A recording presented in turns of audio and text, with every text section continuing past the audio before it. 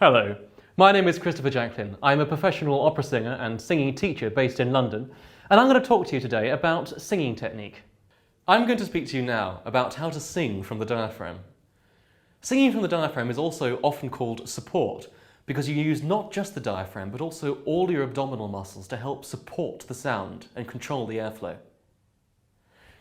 First thing to do is to adopt a good posture for singing. This needs to be active but not rigid. So your ribs are open, your pelvis is forward, but the rest of your body is relaxed. Now, without collapsing the rib cage, I want you to breathe out. It's probably the easiest if you put your hands on your ribs while you do this. So, holding your hands there, keeping your ribs out, breathe out for me. And then relax. You should find you naturally breathe very low into the belly and into the back. That's a diaphragm breath. Vocalize that, but without actually singing.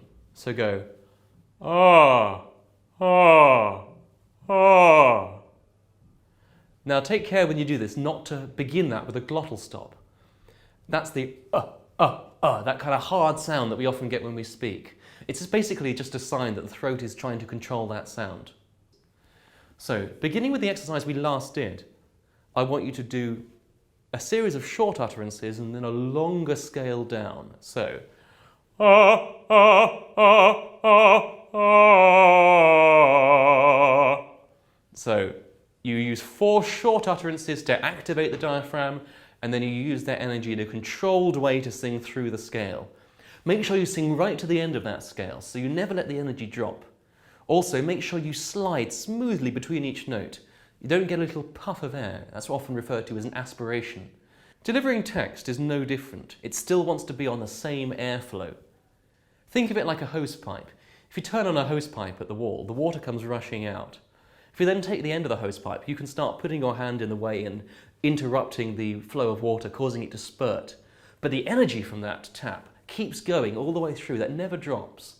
So think of that when you start singing text. To illustrate this, I'm going to give you a tongue twister. She sells seashells on the seashore.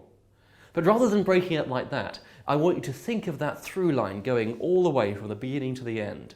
So it's, she sells seashells on the seashore.